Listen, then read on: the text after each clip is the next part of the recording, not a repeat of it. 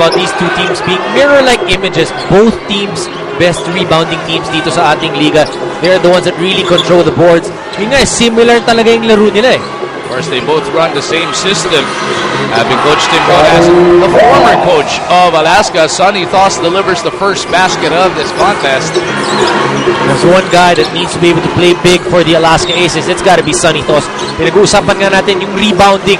Now you have Mark Pingers again playing for the San Mig Coffee Mixers. So they're gonna need Thoss to exert himself more, especially on the scoring end, yung mga offensive rebound and putbacks. How about momentum, Dom? Etong San Mig Coffee barging into the playoffs by a huge run late in that elimination round.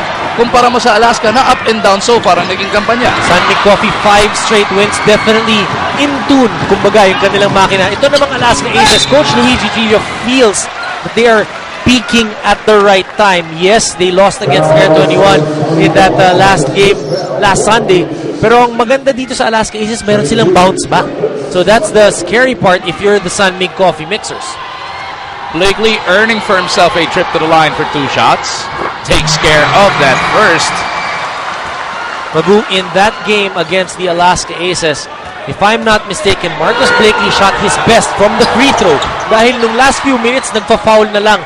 They did like a Haka Blakely or Haka Shaq at that time. And he was able to knock down those free throws. As a foul is whistled on Pingris dito sa kabilang dulo, McInnes will be trooping to the line for 2 shots. Speaking of Blakely's free throws, coming into tonight, matapos yung kanilang kampanya in the elimination round, under 41% siya from the line. Kumpara mo kay McInnes, who is shooting 69%. And the difference of Wendell McInnes now, he's actually knocking down even the 3-point shots.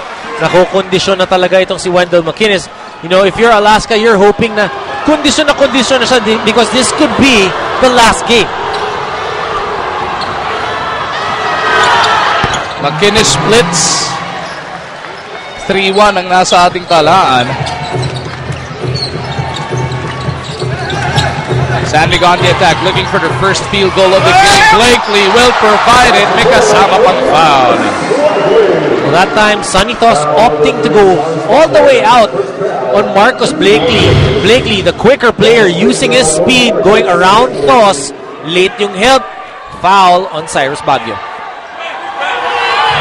Ganda ng body control nito ni Blakely. Is that more on the legs or the upper body? Yung pag kumuha ka na ng contact, hindi pa rin nawawala yung focus, yung hindi ka natin ispalinghatan. Hindi up, hindi down. It's the core. Core na talaga. Core na talaga. Which is actually... Taking it to the core, pero inabot ng foul doon si Blakely. Almost blew the roof off the big dome. You know, when you talk about the core, kasi nasa gitna yan, really, a lot of it is from, well, just check out how athletic Marcus Blakely is right here. Si Baguio sasabay up! Hindi, wag na nga lang. Ito na, biglang yaman na. Pero you were talking about iba rin ang training yan, kung pagka-core training, ano? Well, definitely, that's something that you need to work on.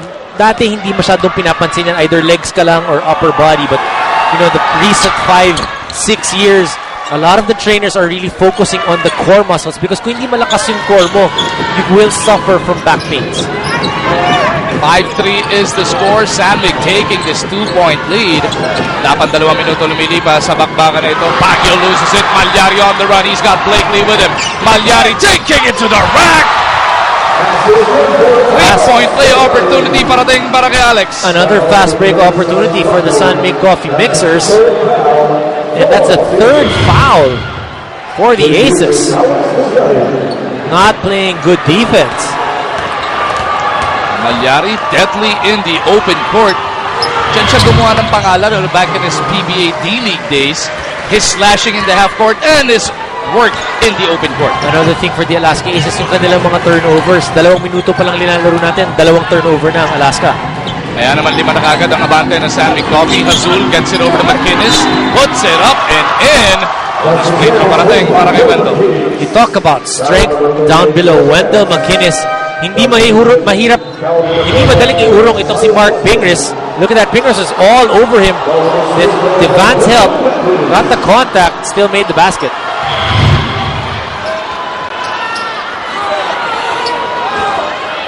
Kanina, split etong si McInnes. This time, he misses that bonus. Abueva, ipinasok na ni Coach Luigi. looking for more energy from his 5 on the floor. Kakapasok lang ni Calvin Abueva and already trying to go for that offensive rebound. Abueva averaging a near double-double here in the Governor's Cup. Some people are saying, he's not scoring as much dito sa komperensyang ito, but the energy level, of course, always there for Abueva. Yap over to Malyari. Devance wanting to post up Tony. Iikot nila papunta sa kabila. Hindi, aatake si James Yap. Fouled on the way to the hoop.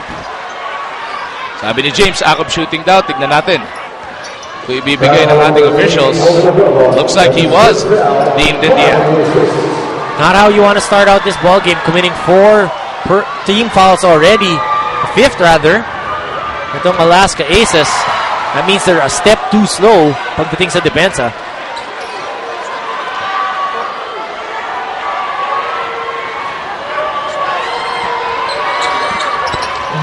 Yap takes care of that second free throw. That's his first point of the contest. Talked about the San Miguel mixing road nila papunta dito sa quarterfinals. They actually struggled in their first 4 games. 1-3 lang sila doon. Then they won 5 straight, leading to that 6-3 card. Abueva misses on the 3. James for the rebound. Rifles it over to Devance. Uunahan sana ni Abueva. Di nga lang matanganan yung bola. Dangerous pass that time by James Yap, acknowledging it. Malyari will set up the attack. Gets it over to James. Big pick from Marcus. James couldn't hit though. McInnes para sa rebound.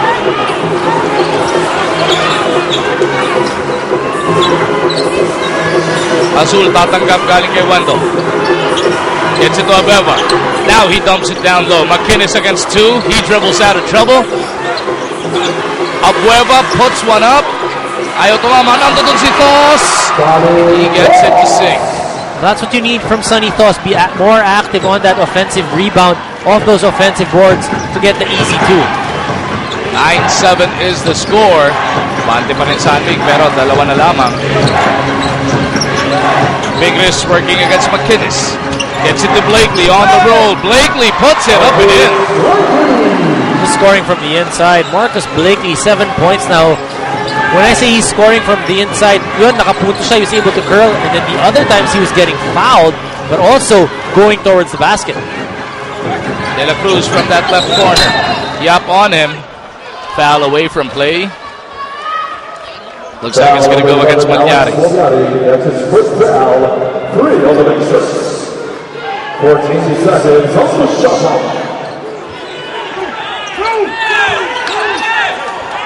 McInnes lines one up.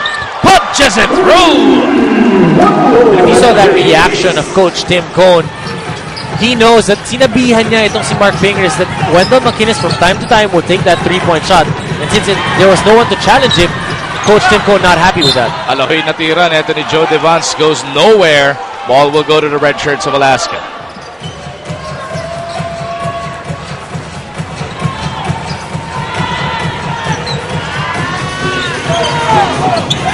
McInnes deep position.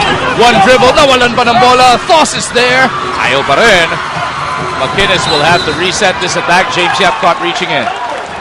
Again, the offensive boards, one of the biggest weapons of the Alaska Aces. If you're San Miguel, you have Blakely, you have Devance, you have Mark Pingris. You need to be able to control those offensive opportunities. 11-10. Alaska looking to retake the lead. They go to De La Cruz. Baseline jumper, no. Azul is there. Overshoots the mark, though. May halong malas na rin yung tirang yun ni RJ Azul. Devance to Blakely. Aatake. Down the gut of the defense. Shovels it out papunta kay Ping. Blakely had to work for that one.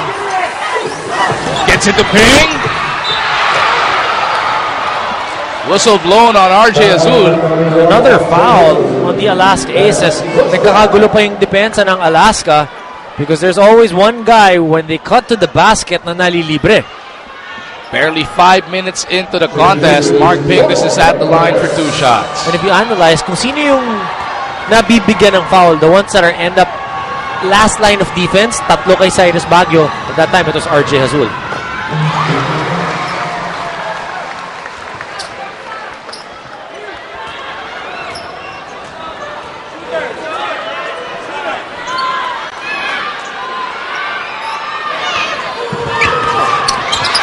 Pingris goes 2 for 2 to re-establish a 3-point lead para sa San Mig Coffee.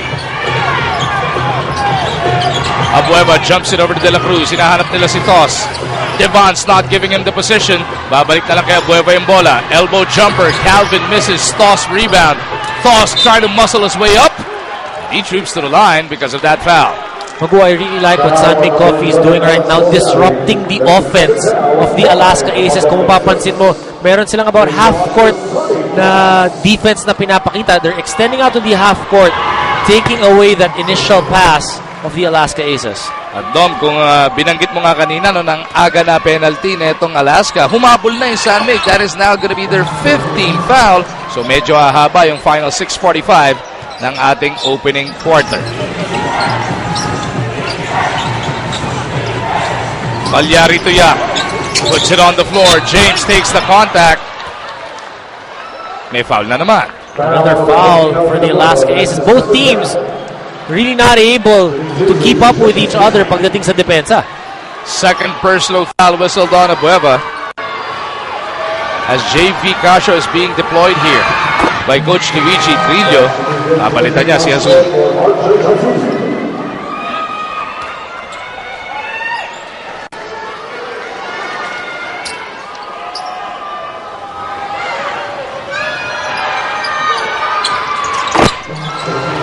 Yap goes 2 for 2.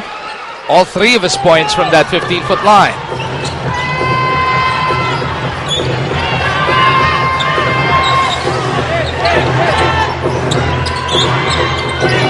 De La Cruz looking for Casio.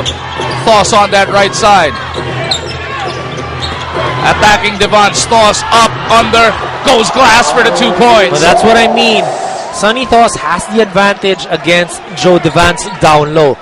You want to take it strong. That was the perfect move para kay Sonny Toss. Sonny Toss now with 8 points in this contest. What a strong start for the boss.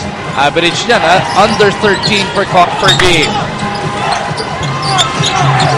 James lines up a 3. De La Cruz para sa rebound.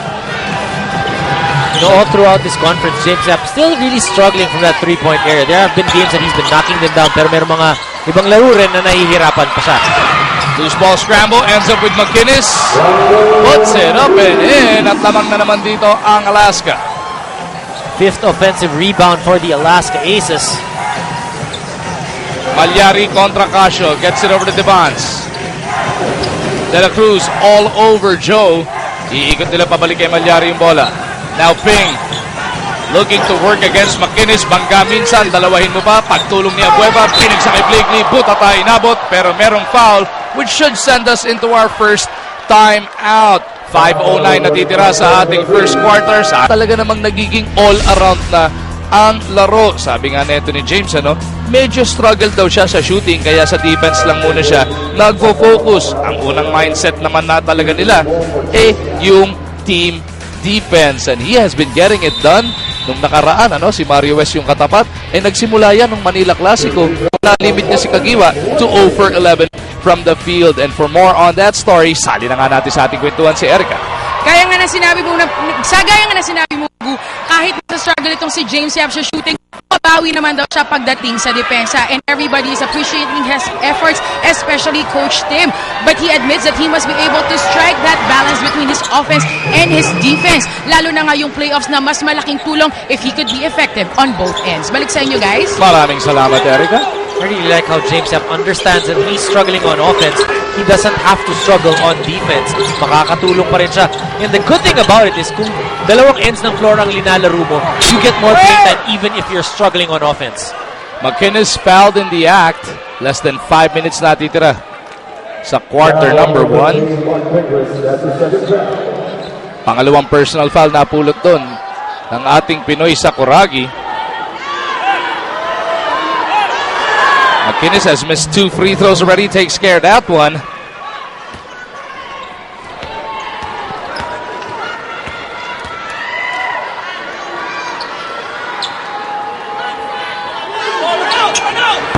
Two for 2 sa pagkakataong to para kay Wendell. 18-16, Alaska by 2 points.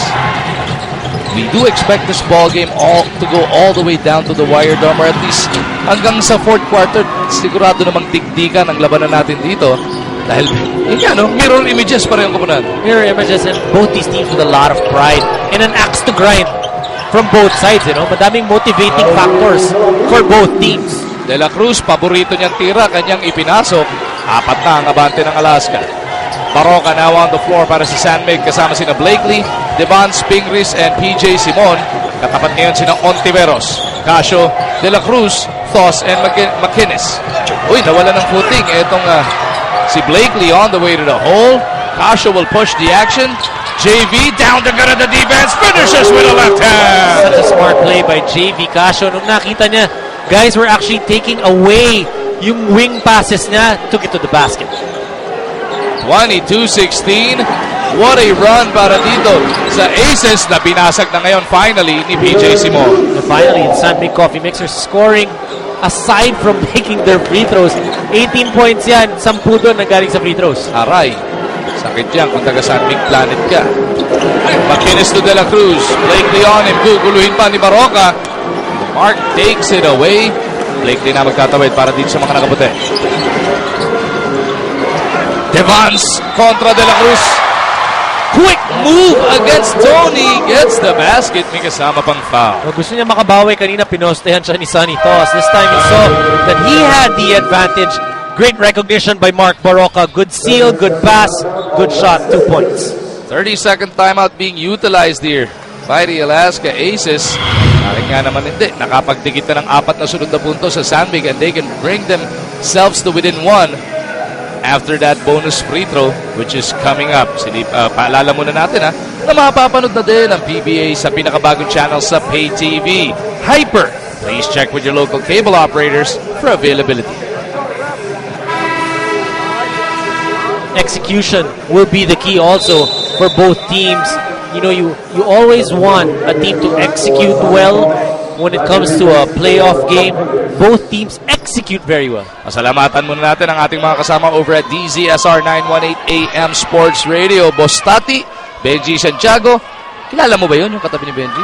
Yung kalbo? Hindi yan. Yung kalbo dito. Alin ba ang kikilalanin natin? Huwag na lang yung kalbo. Gusto mo ba makilala si Jolly Escobar? Kilala ko na yun. Doon na lang tayo sa Kilala mga mo? hindi natin kilala. Pasalamatan na rin natin yung 90.7 Love Radio, 101.1 Yes FM at 96.3 Easy Rock. Again, San Mig Coffee extending out their defense, disrupting that rhythm that the Alaska Aces has. 5-0 run para dito sa San Mig Coffee. Espinas, bagong pasok, dribbles out of trouble. De La Cruz to the far corner.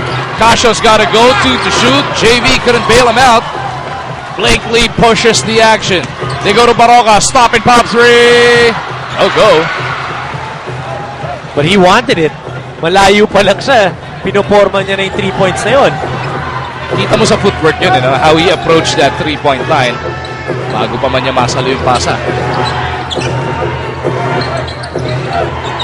Casio on the right. They swing it over to the left. McInnes nakawala. Two-handed throw-down by Wendell.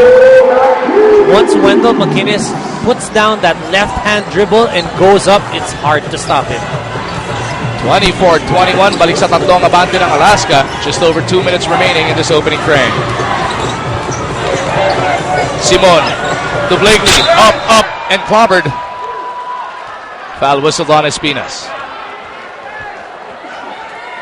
Seems like what the Alaska Aces, what they're trying to do on defense is binibigyan na lang konting lugar itong si Marcus Blakely, then if he drops. You guys are still watching the PBA on IBC at kasama ng excitement ng laro si Miss Divinely, one of the hosts of Showbiz Police. Divine, kailan ba namin mapapanood itong bagong show ng TV5? Well, every Saturday siya, 6 p.m. So, 1-hour show to. Lahat, siksik na mga showbiz intriga at kung ano yung pang gusto nating malaman na chismis. Alam mo, ang ating mga players dito sa PBA, pumapasok na rin sa kanilang celebrityhood. Pwede bang mag-guess ang ating mga PBA players sa Showbiz Police? Naman, alam mo, kahit anong chismis intriga, gusto namin yan. Just looking at the players, ang dami ko nang gustong i-invite. Si Pingris, si Yap, diba? Masarap sana ma-one-on-one sila. So once again, why don't we invite everybody to support this show of TV5? Yes, of course. Saturday po, 6 p.m., Showbiz Police. marami po kaming pasabog this week. So, abangan po natin yung mga controversial hot seat natin this week. Thank you so much, Divine. At ngayon naman, balikan natin ang exciting na laro dito sa PBA. Erica, baka pwede mag-suggest kay Miss Divine Lee, ano? Etong partner ko, controversial ngayon sa social media dahil may na-overhear na sinabi niya kagabi sa laro ng Talk and Text Cinema. Ikaw daw ang iwa one-on-one. Aaminin ko yung sinabi mo. Pag ako one-on-one, aaminin ko. Hindi ako magsasabi sa kanila nung i-interview sa'yo. Aaminin ko na may sinabi ka kagabi. 26-21. It is Alaska by 5 points. Maliksi, pinasok na ni Coach Tim Cone. Sabay pa si Rafi Rivas. Maliksi against Espinas. He should have the speed advantage. But Espinas shuts the door. Maliksi hanging in the air. Buta tayo inabot. Casio clears it. Tatakbo itong mga nakapula. Abueva trying to decide what to do. Punts it off. Uli ka! Ni Blakely. McGinnis is there. Trying to clean it up. Babalik siya sa ating free throw line. Pinasabit mo na itong si Rafi Rivas. That's just how strong Wendell McInnes is. Even with the outstretched arms of Rafi Rivas, nakuha pa rin niya yung contact. Doesn't matter, he's my teammate.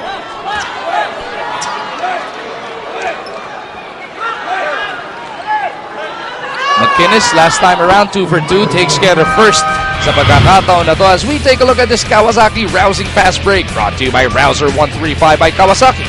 Rouse the rider in you. Alex Malyari finishing strong sa pagkakataon na yun.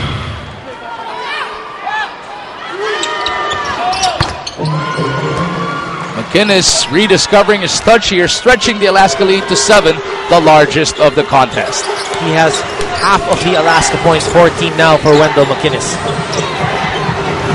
Simon. Gustong atakin si Ontiveros. Gets it to Maliksi, 8 to shoot. Blakely, less than a minute remaining in this opening frame. Puts up a 3, Mintis. Maroka keeps it on that side of the floor. That's good defense by the Alaska Aces. Blakely and Espinas. Kita mo naman yung kanilang kiskisan. Napuwersa niya si Blakely into a bad pass. Back-to-back good defensive sets para sa Alaska Aces. Una, binigyan nila ng 3-point shot si Marcus Blakely with the shot clock winding down. The next time around, Gabi Espinas just bumping out itong si Marcus Blakely, forcing him into a turnover. Alaska going deep to Espinas. Pinagpahinga na muna si McInnes. Espinas stretches with a left hand. As a basketball player, nakakainis yun.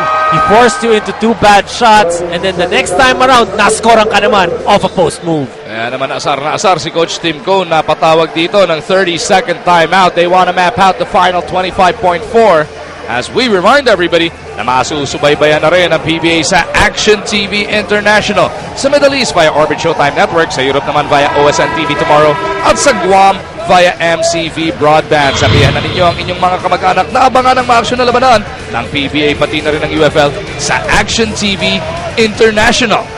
Naman naman, kano ka-aksyon ang ating labanan sa gabing ito, Dong? Well, all the pushing, all the shoving, but what a great move by Espinas. Look at that, forcing his way. Hindi madali yun, ha? Especially against Marcus Blakely. But I like how focused Gabi Espinas is today as compared to nung game nila nung Air 21. As compared to a lot of other teams. Maroka trying to get them into their set. Gusto yata nila makuha na yung last possible attempt pero inabot ng foul dito si Blakely.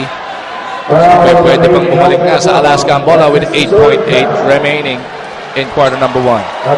Free throw shooting so far for Blakely, 4 out of 9 dito sa ating first quarter. Abueva napituan na ikatlong personal foul yan ni Calvin. Intis nga lang yung una para dito kay Marcus. Here the ploy so far of the Alaska Aces. Yes, it's working.